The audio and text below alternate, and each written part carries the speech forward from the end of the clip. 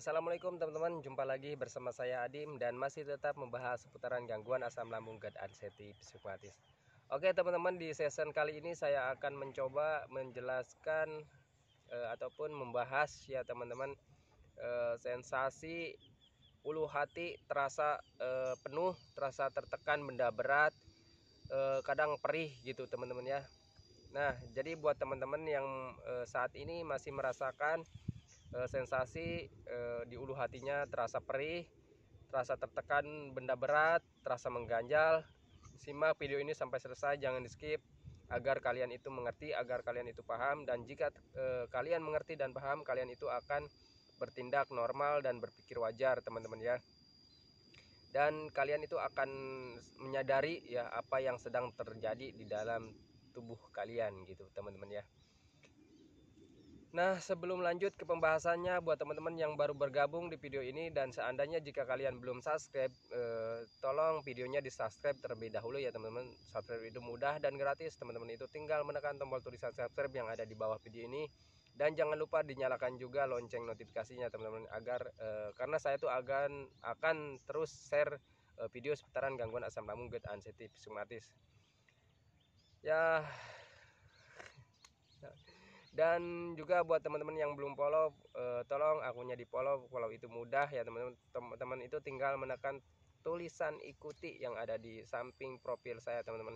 Dan jangan lupa di like dan di share juga videonya agar videonya berkembang. Jika videonya berkembang, itu akan menambah semangat untuk saya terus upload seputaran video tentang seputaran gangguan asam lambung GERD anxiety psikomatis. Oke teman-teman ya, jadi buat teman-teman yang saat ini masih merasakan ulu hatinya tertekan, terasa penuh, sakit, tidak nyaman teman-teman ya. Karena untuk orang-orang yang terkena gangguan asam lambung GERD anxiety psikomatis sering sekali merasakan dominan gitu teman-teman, dominan sekali merasakan di hulu hatinya ini Sunda terus yang keluar. Enggak apa-apa ya. Jadi di hulu hati ini terasa tidak nyaman teman-teman kalau misalkan ditekan, apalagi ditekan seperti ini teman-teman ya. Kalau ditekan seperti ini sakit gitu teman-teman ya. Nah, jadi di hulu hati ini ya sebenarnya teman-teman ya, penjelasan seperti ini. Ini pengalaman saya teman-teman ya. Jadi di hulu hati tertekan ini, jadi di hulu hati itu ada yang namanya esofagus teman-teman ya. Esofagus itu sejenis klep ataupun pembatas antara kerongkongan dengan lambung gitu teman-teman ya. Nah, kenapa terasa tidak nyaman ataupun perih ataupun terasa penuh ataupun terasa mengganjal? Jadi si esofagus ini buat orang-orang yang terkena gangguan asam lambung GERD anxiety psikomatis ini terganggu teman-teman ya. Si esofagusnya itu terganggu, mungkin ada ruam ataupun pembengkakan teman-teman ya. Sebenarnya videonya sudah saya bahas kemarin, tapi masih banyak banget yang bertanya seperti itu, bang tolong bahas katanya ya. Itu sebenarnya sudah saya bahas ya di video-video sebelumnya, mungkin belum lengkap dan belum mengerti juga teman-teman ya. Dan juga belum, masih banyak juga yang belum menonton video saya sebelumnya. Jadi esofagus itu sejenis klep ataupun pembatas teman-teman ya, itu terganggu ya teman-teman.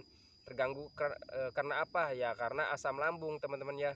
Jadi yang harus ditanganinya sebenarnya itu asam lambungnya teman-teman ya. Jadi kalau misalkan asam lambungnya belum normal, jadi si esofagusnya juga akan terus terganggu teman-teman ya. Jadi esofagus itu sejenis klep ataupun pembatas, dan dia tuh mengalami gangguannya seperti ini teman-teman ya.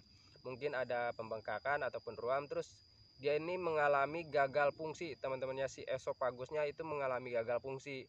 Kenapa mengalami gagal fungsi ya? Karena terganggu oleh si asam lambungnya dan mengalami ruam ataupun pembengkakan. Apakah itu berbahaya? Tidak teman-teman ya. Kalau itu berbahaya, saya sampai saat ini masih hidup teman-teman, dan sampai saat ini saya masih sehat walafiat, alhamdulillah ya, atas izin Allah juga. Nah, jadi gimana cara menanganinya? Apakah itu berbahaya? Tidak. Cara menanganinya dulu juga saya hanya dengan sering minum air hangat pelan-pelan saja teman-teman ya. Minimal 8 gelas dalam sehari, seperti itu teman-teman. Itu yang saya lakukan dulu teman-teman, tanpa herbal, tanpa obat teman-teman. Karena saya sudah ceritakan di video-video sebelumnya, karena saya itu menggunakan stop. Jangan dilanjut lagi. Jadi teman-teman cukup saja, lihat saja video saya yang terdahulu teman-teman. Saya tidak bahas di sini ya. Karena kalau misalkan saya terus membahas seperti itu, nanti ada yang Oke ya teman-teman. Jadi kalian harus menyadari dan harus memahaminya bahwa esofagus kalian itu sedang terganggu ya teman-teman. Jadi jangan panik juga ya teman-teman, itu tidak berbahaya, itu bisa sembuh, bisa normal lagi dengan cara sering minum air hangat pelan-pelan saja ya teman-teman. Dan dijaga juga asupan makanannya teman-teman ya. Kalau misalkan kalian ingin cepat terbebas dan ingin cepat memperbaiki si esofagusnya yang gagal fungsi. Nah teman-teman, gagal fungsi itu gimana sih bang? Nih kita bahas dulu gagal fungsi. Gagal fungsi itu gimana sih bang? Ya gagal fungsi itu seperti misalkan dia itu menutup, ya menutup terus teman-teman ya. Kadang-kadang kalau dia menutup ya menutup terus, itu yang namanya gagal fungsi ya teman-teman. Ini sepengalaman saya dan sepengetahuan saja, sepengetahuan saya saja teman-teman. Saya bukan dokter. Jadi yang namanya gagal fungsi itu kadang seperti itu teman-teman. Jadi kalau misalkan ada gas, jadi yang apa sih yang membuat terasa penuh itu di ulu hati, terasa penuh itu sebenarnya ada gas dari yang hasil dari asam lambung teman-teman, ingin keluar, jadi tertahan oleh si esofagus karena gagal fungsi ya teman-teman. Kalau misalkan fungsinya normal sebelum kita terkena gangguan asam lambung, jadi kalau ada misalkan ada gas itu kita sendawa dengan sendirinya teman-teman ya. Kita akan terbuka, dia si esofagusnya akan terbuka dan kita akan sendawa gitu teman-teman. Nah itu ya teman-teman. Jadi kalau misalkan terbuka terus, dan apa yang menyebabkan kita sering perih teman-teman di esofagusnya. Sering perih itu kalau misalkan dia terbuka ya nih ya, karena gagal fungsi teman-teman. Dia tuh terbuka terus. Kalau misalkan lagi terbuka ya terbuka terus gitu teman-teman ya. Terbukanya mungkin tidak lebar juga teman-teman ya, terbuka. Dan kalau misalkan terbuka ya akhirnya si asam lambungnya karena asam lambungnya meningkat gitu teman-teman. Akhirnya asam lambungnya naik melewati esofagus teman-teman ya. Karena esofagusnya terbuka, akhirnya itu yang menyebabkan kadang dipanas di dada itu teman-teman. Karena kenapa panas di dada? Ya panas di dada itu bukan si asam lambungnya yang naik ke dada teman-teman ya. Sebenarnya bukan si asam lambungnya masuk ke paru-paru ataupun ke dada, bukan teman-teman ya. Jadi si asam lambungnya itu melewati dada karena asam lambung itu sifatnya tajam teman-teman. Jadi dia itu kalau misalkan selain lambung itu tidak ada yang bisa menahannya teman-teman ya. Kalau misalkan dia kena si esofagus terus kena kerongkongan, jadi kerongkongan gitu itu ada sensasi panas dan menyebar ke dada juga teman-teman. Kenapa itu menyebar ke dada? Itu hanya respon tubuh teman-teman ya. Contoh kecilnya kalau teman-teman itu minum air hangat ataupun agak panas, itu kalau misalkan sudah sampai di sini di kerongkongan teman-teman, itu juga rasa panasnya akan menyebar ke dada juga teman-teman. Itu hanya respon tubuh saja. Itu pengalaman saya dan pengetahuan saya seperti itu teman-teman ya. Nah jadi si asam lambungnya melewati si esofagus terus ke kerongkongan, karena si asam lambung itu zatnya korosif teman-teman ya, tajam, asamnya tajam gitu teman. Jadi bisa membuat ruam juga di bagian kerongkongan gitu teman-teman, seperti tenggorokan mengganjal teman-teman ya. Itu seperti itu. Apakah itu berbahaya? Tidak teman-teman. Terus gimana cara menanganinya bang? Menanganinya hanya cukup sering minum air hangat pelan-pelan saja. Kenapa minum air hangat pelan-pelan saja bang, tidak menggunakan ini itu? Ya karena itu pengalaman saya seperti itu teman-teman. Pengalaman saya hanya dengan sering minum air hangat pelan-pelan saja teman-teman. Agar apa? Agar yang pertama teman-teman ya, kalau misalkan si asam lambungnya naik ke atas, jadi asam lambungnya ya akan terbawa lagi ke lambung teman-teman ya, terbasuh lagi oleh air hangat teman-teman. Yang kedua, air hangat bisa membantu menetralkan asam lambung teman-teman ya. Nah jadi seperti itu. Kalau misalkan kita sering minum air hangat, jadinya kalau misalkan asam lambungnya terbasuh terus, akhirnya turun terus, jadi tidak naik ke atas ataupun tidak naik ke kerongkongan, ke mulut juga teman-teman ya. Terus di bawah juga, di lambung juga ternetralkan oleh air hangat tersebut teman-teman ya. Nah seperti itu teman-teman ya. Jadi itu menurut pengalaman saya seperti itu teman-teman ya. Menurut pengalaman dan sepengetahuan saya juga seperti itu. Karena saya alhamdulillah membaiknya hanya dengan seperti itu. Dan dijaga juga pola makannya, dijaga juga asupan makanannya gitu teman-teman. Intinya 3P nya harus konsisten ya teman-teman. Minum air hangatnya harus konsisten juga, minimal 8 gelas dalam sehari teman-teman ya. Minum air hangat pelan-pelan seperti itu. Itu pengalaman saya dulu hanya seperti itu teman-teman menanganinya teman-teman. Alhamdulillah saya membaik ya teman-teman. Alhamdulillah saya sembuh. Asalkan teman-teman itu konsisten dengan 3P nya teman-teman. Dijaga asupan makanannya yang terpenting teman-teman ya. Hindari makanan-makanan yang memicu asam lambungnya tidak normal lagi teman-teman ya. Nanti juga kalau misalkan kalian itu sudah sehat, sudah sembuh, asam lambungnya itu sudah normal, si esopagusnya juga sudah membaik lagi teman-teman. Karena kalau misalkan asam lambungnya normal, si esopagusnya juga akan membaik lagi gitu teman-teman ya. Akan normal lagi juga fungsinya seperti itu teman-teman ya. Itu menurut pengalaman dan sepengetahuan saya seperti itu teman-teman ya. Nah, jadi kalau misalkan pola makannya dijaga, asupannya dijaga, ya akhirnya nantinya gitu teman-teman, asam lambung kalian itu akan terus normal. Akhirnya kalian sembuh teman-teman ya. Seperti itu pembahasannya, itu untuk medisnya teman-teman ya. Menurut saya seperti itu. Dan yang membuat kalian itu saat ini tidak nyaman sekali, membuat kalian itu apa ya, panik, cemas ya teman-teman, karena pemikiran kalian yang belum memahami dari gangguan asam lambung dan anxiety psikosomatis teman-teman. Perlu kalian ketahui teman-teman ya, untuk gangguan asam lambung dan anxiety psikosomatis itu sensasinya banyak sekali teman-teman. Dari ujung kaki sampai ujung rambut itu sensasinya, dampaknya kena semua teman-teman. Tapi tenang, jangan panik, jangan cemas, itu semua tidak berbahaya teman-teman. Itu hanya mengganggu saja, mengganggu terhadap produktivitas hidup kita saja teman-teman ya. Jadi yang harus kalian ketahui dan jadi yang harus kalian bina adalah mental kalian yang saat ini terganggu teman-teman ya. Mental kalian yang saat ini terkikis teman-teman, terkikis karena ada trauma di awal-awal terkena gangguan asam lambung dan anxiety psikosomatis, rasanya mau gitu teman-teman ya. Jadi kalian itu ada trauma, kalau dan jika apa sih, dan karena kalian itu ada trauma, akhirnya tubuh kalian itu waspada. Karena tubuh kalian itu selalu waspada, ya akhirnya indera perasa kalian itu makin sensitif teman-teman ya. Sensitif segala-galanya, dari pendengarannya, penglihatannya, perasanya gitu teman-teman ya. Seperti itu teman-teman.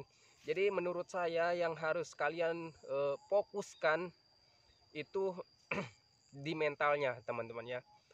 Jadi kalau misalkan ada rasa apapun itu, kalian harus belajar cuek teman-teman ya. Harus belajar masa bodoh dengan sensasi apapun. Itu menurut pengalaman saya, dan itu yang dulu saya terapkan gitu teman-teman. Jadi untuk medisnya saja di asam lambungnya itu teman-teman, itu cukup menjaga asupan dan pola makannya. Intinya 3P intinya teman-teman, dan sering minum air hangat pelan-pelan. Itu ya teman-teman. Dan yang harus kalian benar-benar fokuskan itu adalah pemikiran kalian dan mental kalian teman-teman.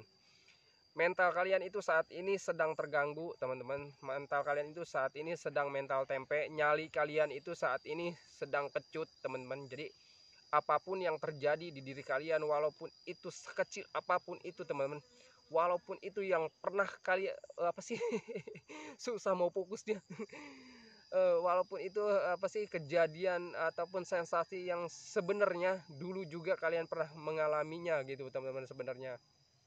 Karena mental kalian yang saat ini sedang terganggu, terus nyali kalian saat ini sedang kecut, akhirnya apapun itu menjadi hal yang sangat besar gitu teman-teman ya. Jadi mulai saat ini mental kalian itu harus dibenahi teman-teman ya. Kalian itu selalu salah memprediksi, kalian itu selalu salah berasumsi teman-teman ya. Itu bukan hal-hal yang berbahaya teman-teman ya. Jadi untuk gangguan asam lambung dan anxiety psikosomatis, 99%-nya itu dihasilkan dari pola pikir kalian. Kalian harus pandai-pandai ataupun pintar-pintar mengolah pola pikir kalian teman-teman ya. Jadi sebenarnya yang kalian rasakan itu adalah gangguan rumahan teman-teman ya. Oke, seperti itu teman-teman ya. Jadi videonya sudah terlalu panjang juga teman-teman ya. Dan mohon maaf teman-teman kalau misalkan videonya ada 3 di hari ini, pagi ini saya membuat video itu 3 video, dan itu tempatnya yang sama teman-teman ya. Jadi nanti judulnya yang saya bedakan teman-teman ya. Jadi saya tuh membahas 3 pembahasan tadi ya teman-teman. Mungkin yang pertama tuh kurang jelas, tapi tetap saya upload karena apa ya, karena ada itu teman-teman, ada teman-teman yang bertanya teman-teman ya, apa sih yang teman-teman ada yang bertanya tentang yang saya bahas tadi gitu teman-teman. Jadi kalau misalkan apa sih, tempatnya sama itu tapi judulnya berbeda teman-teman, itu tinggal simak saja ya. Dan jangan lupa di follow dan like, di share juga teman-teman videonya. agar videonya ini berkembang teman-temannya. Kalau misalkan videonya berkembang, itu akan menambah semangat bagi saya untuk terus share video seputaran gangguan asam lambung dan psikomatis. Dan agar banyak juga teman-temannya, teman-teman kita yang belum paham ataupun yang belum mengerti, yang di luar sana gitu teman-teman ya, yang belum mengetahui video ini, semoga bisa membantu ya teman-teman, semoga bisa memotivasi gitu teman-teman ya. Itu tujuan saya membuat video-video tentang gangguan asam lambung gitu teman-teman. Karena jujur sepengalaman saya teman-teman ya, saat terkena gangguan asam lambung dan psikomatis itu saya tuh mau cerita ke siapapun tidak ada yang tahu, bukan tidak ada yang tahu ya teman-teman, tidak ada yang mengerti gitu teman-teman ya. Jadi anggap saja video saya ini sebagai teman kalian teman-teman ya, sebagai teman kalian yang saat ini masih merasakan tidak nyamannya dari gangguan asam lambung dan psikomatis. Karena dulu saya merasakan sekali teman-teman ya, tidak ada tempat ngobrol gitu teman-teman ya. Jadi kalau ke orang lain saya ceritakan yang saya rasakan, itu ke orang lain itu tidak mengerti teman-teman ya. Dan itu kenapa saya membuat video seperti ini teman-teman, agar kalian itu oh berarti perasaannya seperti ini, sama kayak Bang Adim gitu teman-teman ya. Oh berarti yang saya rasakan itu sama kayak Bang Adim. Nah Bang Adim juga sembuh, Bang Adim juga sehat, Bang Adim juga bisa tertawa lagi gitu teman-teman. Nah itu jadi mudah-mudahan video saya ini bisa memotivasi, membuat gairah lagi buat teman-teman ya, membuat teman-teman itu gairah, teman-teman itu bangkit ya teman-teman. Karena jujur sepengalaman saya juga teman-teman ya, di saat terkena gangguan asam lambung dan psikomatis itu hampir menyerah teman-teman. Kenapa hampir menyerah? Karena tidak ada teman yang mengalaminya yang sama gitu teman-teman, karena selalu berpikir penyakit ini tidak akan sembuh, penyakit ini akan membawa kita sampai kematian gitu teman-teman ya. Nah jadi semoga saja video ini bisa memotivasi teman-teman ya teman-teman, bisa menjadi patokan ataupun panduan juga teman-teman ya. Nah seperti itu teman-teman, saya akhiri videonya teman-teman ya. Tapi sebelum saya akhiri, saya tuh akan selalu mendoakan kepada teman-teman ya, buat teman-teman yang saat ini masih merasakan tidak nyamannya dari gangguan asam lambung dan psikomatis, semoga kebahagiaan kalian itu kembali lagi teman-teman. Semoga juga cepat sembuh, normal lagi seperti keadaan kalian yang dulu teman-teman ya. Dan jangan lupa doakan juga saya teman-teman ya, agar saya itu tetap sehat, tetap kuat, tetap ceria, dan agar tetap bisa menemani teman-teman ya teman-teman. Oke, saya akhiri ya teman-teman videonya. Assalamualaikum warahmatullahi wabarakatuh.